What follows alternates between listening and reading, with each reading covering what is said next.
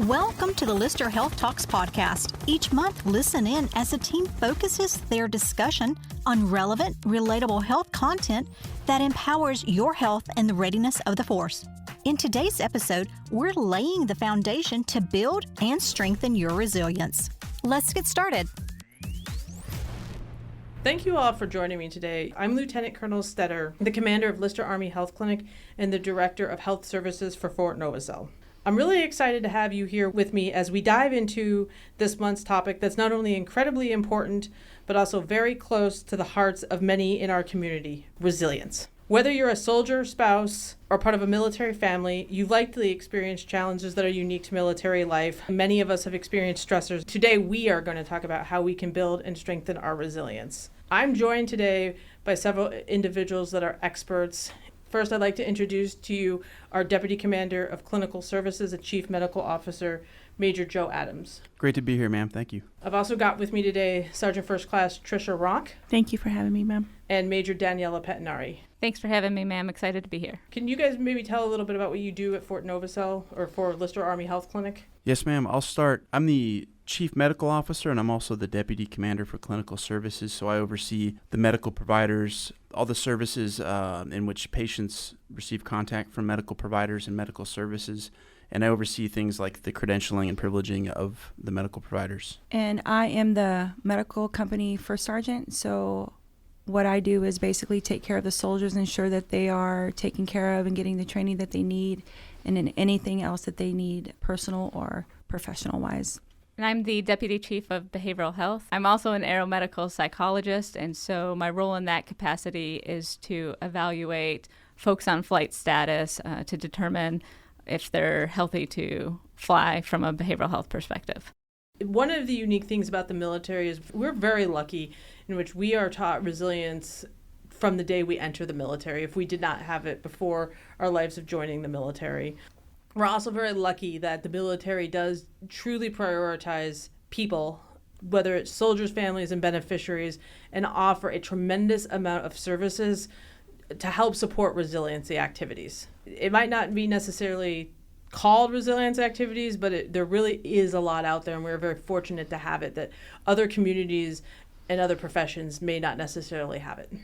Now, Sergeant Ronk, you're also our facility's master resiliency trainer, aren't you? That is correct, ma'am. Can you tell us a little bit about what resiliency actually is?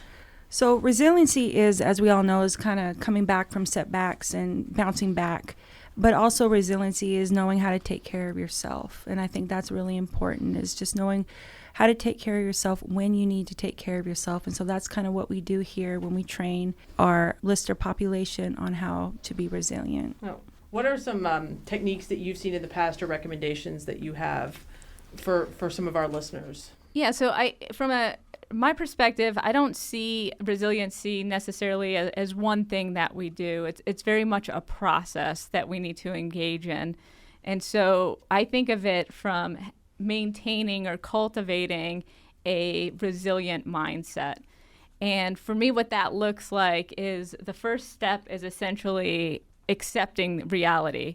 So we understand that bad things, difficult things, challenging things happen to people all the time. And how are we able to rebound from that? And part of it is accepting the reality of that.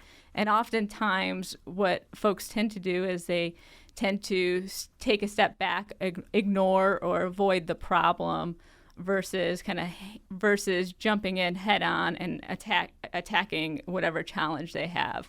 So that second step in the process is problem solving and goal setting. So looking at your challenge, identifying what the problem is, then coming up with solutions to the problem. And when you're coming up with solutions for the problem, it's really about brainstorming and not restricting yourself in that moment when you're brainstorming until you've developed several different ideas that you can look through and identify the pros and cons and then pick your final solution. From there, we develop goals. And, I really like the idea of SMART goals, specific, measurable, attainable, realistic, and timely, to help set those goals for us to be successful. Well, I think what Major Pettinari said is about setting goals, setting realistic goals is really important, and then breaking them down into smaller ones so they can be more achievable, but also making connections. So building a strong support system where you're at, I think, is really important for resiliency too. Absolutely, because that social support can help navigate maybe emotional challenges, provide some guidance, and also help with any physical assistance that may be needed within the family unit. I think the important thing is when you're building your social community is when you get to a challenging point in life, not being afraid to ask for help. So that's great that you mentioned seek help. So something unique, we're a healthcare organization, so we constantly work in a high stress environment, but we're lucky enough to also be at the home of aviation with all the aviators, which is another fast-paced, high-stress environment. Oftentimes, aviators especially are worried about the stigma of possibly seeking help and that they'll be grounded. So Major Adams, could you talk a little bit about the stigma and some of the myths that come with it? Yes, ma'am. I think that's a great point. A lot of times we do have aviators who are reluctant to talk about behavioral health or things that they might be dealing with in their lives that are causing them stress because they are afraid they're going to be grounded, that they're going to get a downslip. And what I tell them is that they might get a temporary downslip, but in the long run, they're going to be taking care of the problems that are important to them, and they're going to be avoiding bigger problems. Even though it might result in a temporary grounding, in the long run, they're going to be helping themselves out and helping their careers out. I think Major Adams is right on. The goal really is prevention. So when you start noticing potential difficulties in your life, whether it's sleep difficulties, whether it's relationship difficulties, whether you're noticing some increased stress given the high stakes environment that we are in aviation, it's important to get that assistance as soon as possible so that we can mitigate that getting to a more severe level. And so from similar to the medical side of the house, if seek treatment early, yes, you may get a temporary downslip. However, that doesn't necessarily mean you're never going to fly again. Oftentimes folks get the treatment and the help that they need and they're back in the air. I'll offer a story. When I was a younger doc, I had a commander who was an aviator who was struggling with some PTSD and other issues. He ended up being a huge proponent of behavioral health services and resiliency as a result. He was initially reluctant to seek out help for exactly the reasons we're talking about here. He was afraid of being downed, afraid of the stigma associated with it. But now he encourages everyone who needs it to seek out help. And he was a big inspiration in the unit I was in. Thinking about the picture of resilience, I like for everyone to think about our military families. I know the service members, we do a lot, but the military families, they do a lot too. And they really are, in my opinion, the epitome of resilience because they have to be flexible. They're moving all the time. The kids are moving. And so they go through a lot of things. And it's just they have this natural resiliency that comes through. And so I really think that we should look at that and, appreciate their resiliency and recognize that. I think from experiences, kind of the things that I have seen work when building resiliency or dealing with a difficult situation has not only having that social support around you, but also cultivating this idea of this positive mindset, optimism, and some self-care measures. And so for me, I know when I go through challenging times, it's important for me to make sure that I'm exercising, make sure that I'm getting enough sleep, making sure that, I have this mindset on life that's hopeful and I'm looking at possibilities and opportunities in the future versus this perspective of denial of whatever challenge or feeling drowned or pulled down by that challenge. So shifting the way that I'm thinking to a more positive, optimistic mindset, I think has been helpful for me in terms of overcoming challenging situations. That's great advice from all of you. All of you mentioned, or you used the keyword building or seeking out. So in general, resilience is not something we're born with. It's something we build over time. as we all know, and something that it's much easier to navigate through with the support of a community. And what works for one person is not necessarily going to work for another. Ma'am, I think that's a great point. And one thing I would just want to emphasize is it's important to practice building resiliency in times when you don't feel stressed out or there's not a challenge, so that when a difficult situation comes up, you already have that mindset condition to be able to better handle that situation. So, I tell folks all the time in the therapy room, you have to practice the skill when you're not stressed out to be able to implement it when you are. And I often use the analogy of sports. When you first start learning to play a sport, you're not thrown in a competition the first day you start. You learn the basic skills, you practice in low stress situations so that when you are in a stressful situation, you're able to implement. And it's the same thing with resiliency and coping with challenges, is you got to practice those things and set those conditions so that when you enter that challenging situation, you're able to manage it. That's great advice. I think taking care of ourselves, especially in the military, is sometimes hard to do with our op tempo and other thing, and ultimately multiple missions, taking care of people. So it is hard to do, but it's important to prioritize. I myself in the past have been or can be pretty bad at it.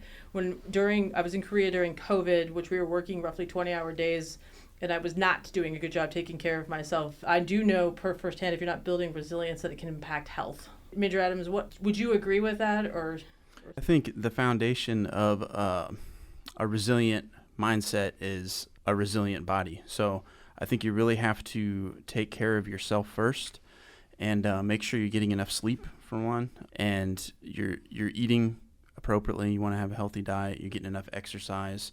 All those things, they may sound cliche, but they're very important to having or to being resilient.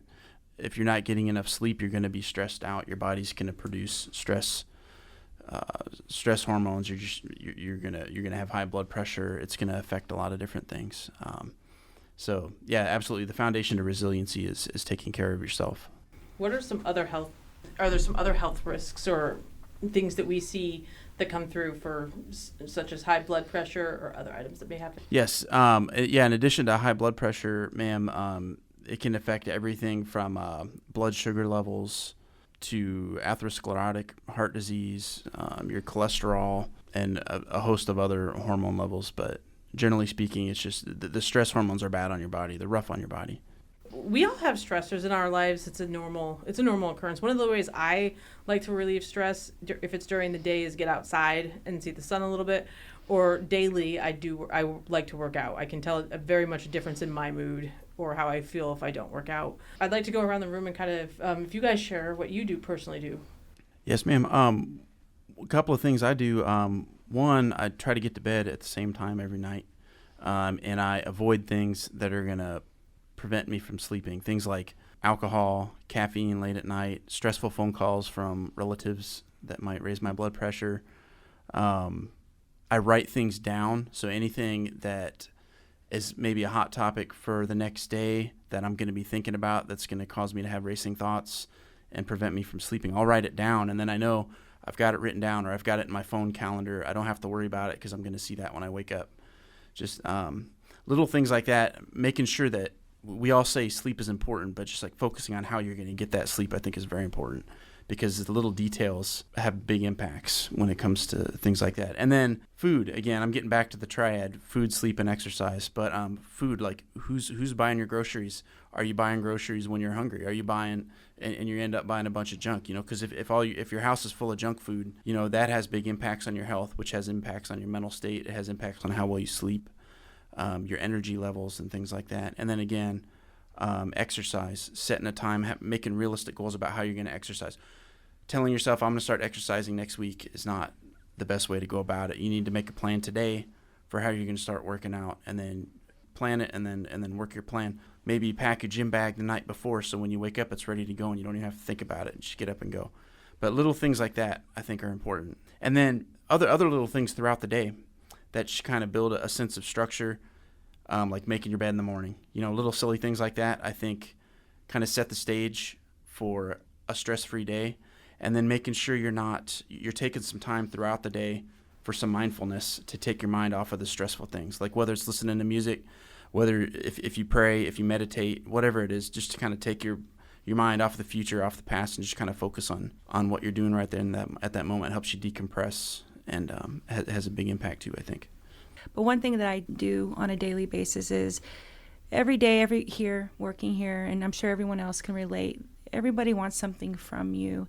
They're always asking questions, and it's okay because it's part of our job and it's what we do.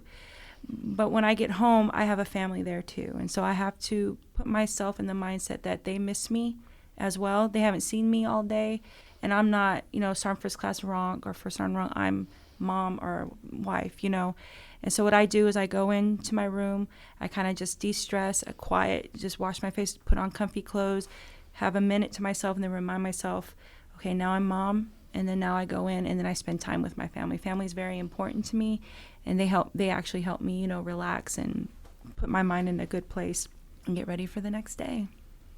Thank you. That's very good advice about that you're not Sergeant Ronk to your family, and family is important. Major Pettinari, do you do anything that... Yeah, so I think Sergeant Ronk brings up a great point in terms of having that time to decompress. I have a pretty long drive home, so that gives me an opportunity to decompress before I get home. But also having hobbies that are not work-related have also been a beneficial tool for me. So I like to garden and play disc golf, so I do that to decompress from kind of the stress of work.